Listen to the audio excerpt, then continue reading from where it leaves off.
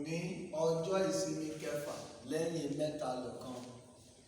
Ohun tí a ti wò gẹ́gẹ́ bí àkòrí ọ̀rọ̀ ẹ̀kọ́ Bíbélì nínú ìjọ Anglican ní ọdún yìí òun ni májẹ̀mú pẹ̀lú Ọlọ́run alààyè.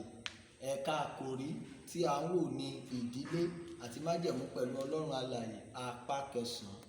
Orí ọ̀rọ̀ tí a ń wò ní ọ̀sẹ̀ yìí tí a ti bẹ̀rẹ̀ ní àti ọ̀sẹ̀ tó kọjá ni ohun tí ó ba ìdílé oníwàbí Ọlọ́run jẹ́. Lónìí a ó máa wo ìkórìíra. Ibi kíkà wa ní Genesis orí 4 ẹsẹ̀ 3 sí ẹsẹ̀ 8. Ní apá àlàáfíà mi bí mo ní kan náà bàbá wa nínú Olúwa tí a jọjọ máa wo ọ̀rọ̀ Ọlọ́run yìí papọ̀.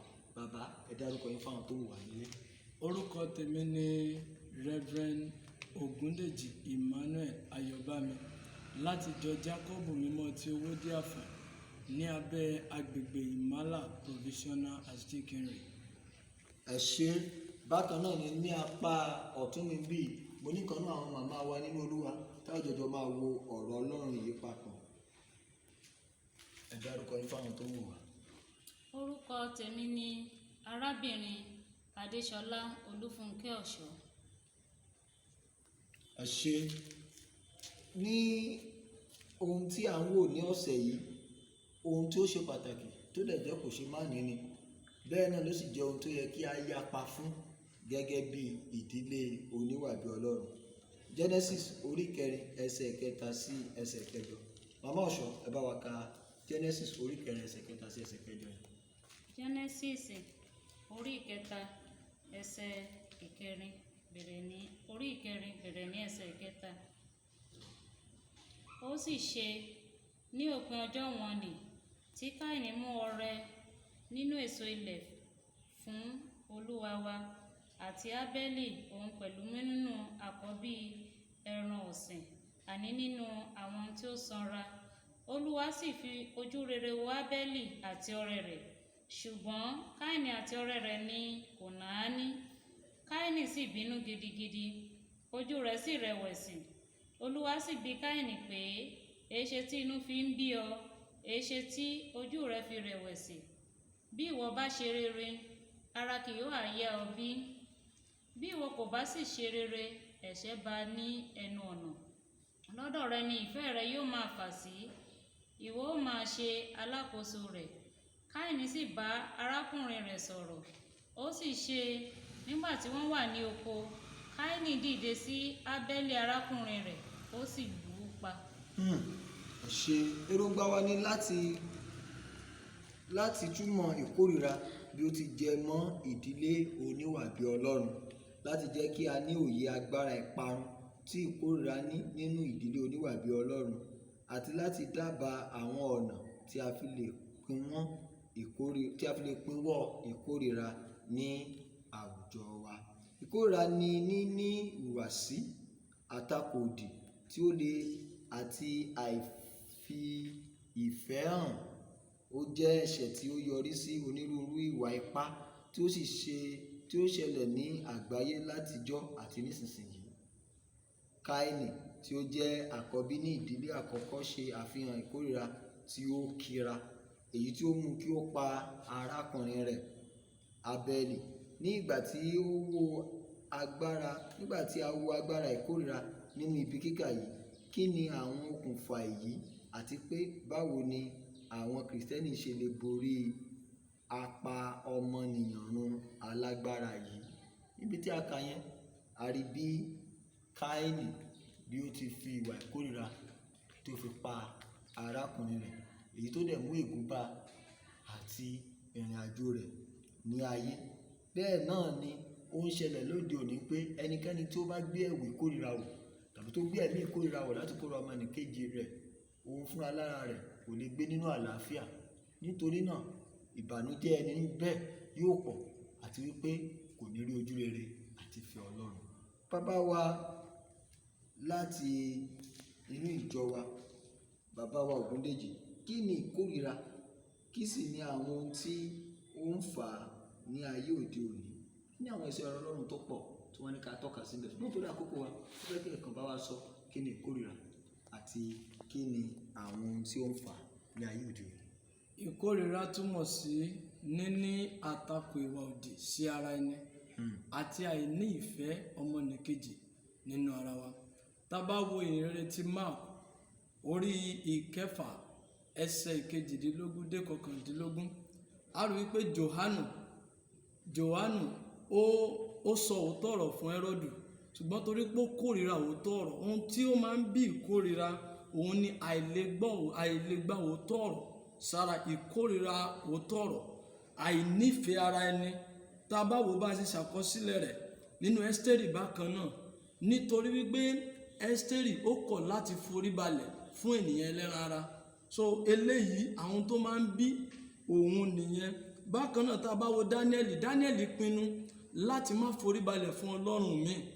So èyí ló fà á tí inú ọba fi ru wípé torí pé ò forí balẹ̀ fún mi, màá dá iná tí yóò pa láti pa Dáníẹ́lì run. So àwọn tó máa ń bí ìkórìíra òun ni ìbínú, òun ni àìnífẹ̀ẹ́ àti àìlèdáríjì àti ìlara. Ẹ ṣé, ní ọ̀pọ̀lọpọ̀ ìgbà a rí nínú ìwé mímọ́ bí ìwà ìkórìíra kan ti ṣẹlẹ̀ láti ìran kan sí ìkejì. Ìyẹn wo Mọ́dékàì, kí ni Mọ́dékàì ṣe fún Hámánì? Ẹni tí wọ́n náà ń bínú sí yẹn, kí ló ṣe fún ẹ? Ẹni tó kàn kórìíra láì nídìí níbi iṣẹ́ rẹ yẹn, ládùúgbò yín yẹn, tó bá ṣe ìbéèrè ẹ gangan lóòótọ́, kí ni nǹkan tó ṣe fún ẹ? Ṣó tó nǹkan tó yẹ kó kórìíra ẹ lé lórí? Àbí ṣé nítorí ó tọ́ ọ̀rọ̀ tẹ́ni yẹn ń bá ẹ sọ? Ṣé nítorí ìwà ẹ̀ṣẹ̀ tó ní kó fi sílẹ̀? Ṣé nítorí ìwà àgbèrè tó ní kó má tẹ̀síwájú rẹ̀ mọ́? Ṣé nítorí ẹ̀ ló fi kórìíra rẹ̀? Ṣé nítorí ẹ̀ ló fi fẹ́ pa? Ṣé nítorí owó tó ní? Ṣé nítorí dúkìá? Ṣé nítorí òkìkí? Kí ló ṣẹlẹ̀? Ọ̀rọ̀ Ọlọ́run ń pè wá sí àkíyèsí lónìí bí a ti rí pé gbogbo ìgbẹ̀yìn àwọn tí ó bá ń kórìíra ènìyàn kò kì í dára. Oore ọ̀fẹ́ Ọlọ́run yóò tó fún wa. Màmá wa Ọ̀ṣọ́, wọ́n ní ṣe ọ̀rìnkìnní àlàyé agbára ìpanirun tí ìkórìíra ní nínú àwọn ẹsẹ̀ Bíbélì tí a wò yìí. Ẹ́sítérì orí 3 ẹsẹ̀ 5 sí ẹsẹ̀ 6, Dáníẹ́lì orí 3 ẹsẹ̀ 19, Iṣẹ́ àwọn Àpọ́stélì orí 13 ẹsẹ̀ 2. Kí lẹ lè sọ nípa ibi tí a kọ sí inú ìbéèrè yìí?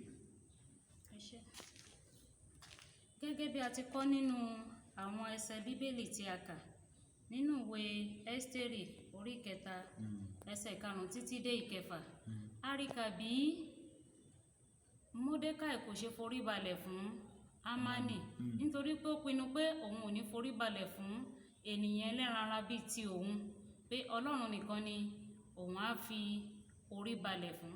A wá rí i pé nínú ìrunú yìí, ìrunú mú Hámánì, kò sì fẹ́ dáwọ́lé Mọ́dékàì nìkan láti pa, ó wá pinnu láti pa gbogbo ẹ̀yà Júù run tó jẹ́ ìdílé Mọ́dékàì. Ẹ ṣé. Tá a bá tún wá tẹ̀síwájú nínú ìwé Ìṣe Àpọ́stólì orí 23 ẹsẹ̀ 12, a rí bí gbogbo àwọn ènìyàn ṣe gbìmọ̀ pọ̀ tí wọ́n sì fi ara wọn bú wípé àwọn kò ní jẹ, àwọn kò ní mu títí a ó fi pa Pọ́ọ̀lù. Ìkórìíra yìí ló máa ń fa ìparun yìí láì ní wo àtúbọ̀tán ohun tí ó lè ṣẹlẹ̀ lẹ́yìn ọ̀la. Ẹ ṣé. Ìgbìmọ̀ tẹ́ dìde sí Pọ́ọ̀lù nítorí pé ó ń wàásù ìrere, nítorí pé ó ń sọ nǹkan tí àwọn kò nífẹ̀ẹ́ sí, nítorí pé ó ń fa ìṣú ìrere Kristi. Táni wọn náà ń kórìíra lónìí nítorí pé ó ń sòótọ́? Táni ó ń kórìíra lónìí nítorí pé ó ń ṣe tí ó dára? Ọ̀rọ̀ Ọlọ́run ń tọ̀ wá lónìí pé kí o ronú pìwàdà. Ìbéèrè 3 yẹn, bàbá wa Ogundeji, ní àwọn ìwà rere wo ni ó lè ràn wá lọ́wọ́ láti borí ìkórìíra ní àwùjọ wa lónìí?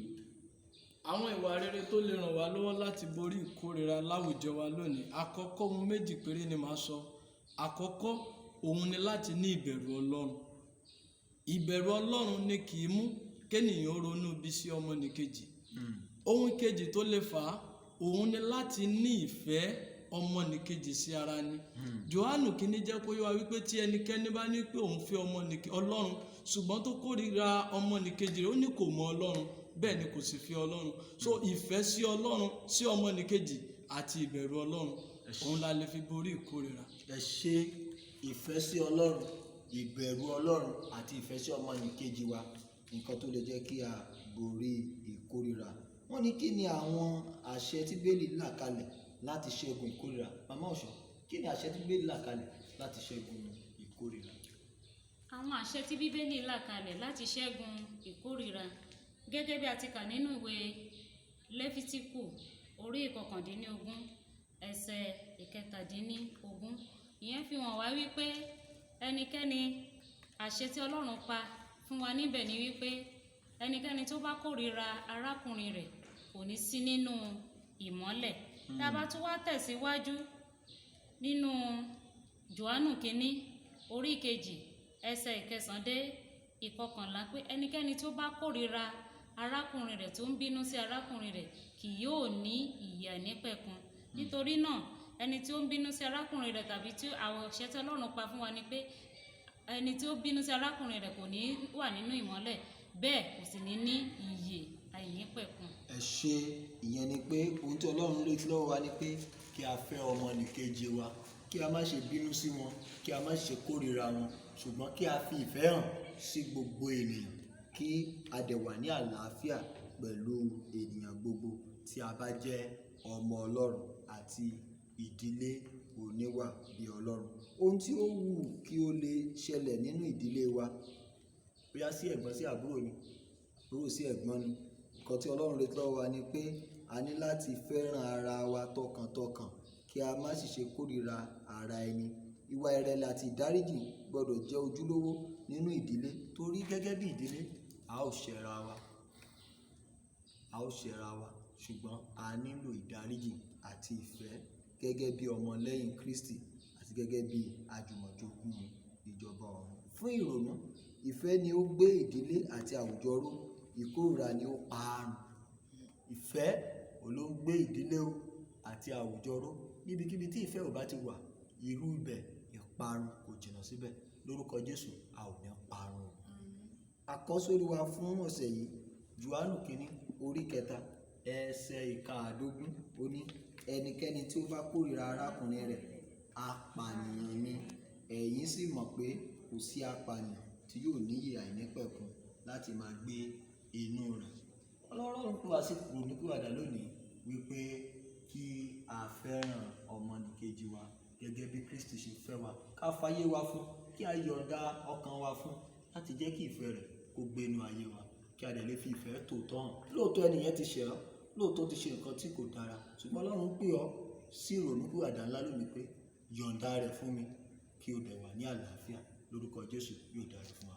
Èmi ni ọ̀rẹ́ yín tòótọ́, Ọpẹ́ Olúwa.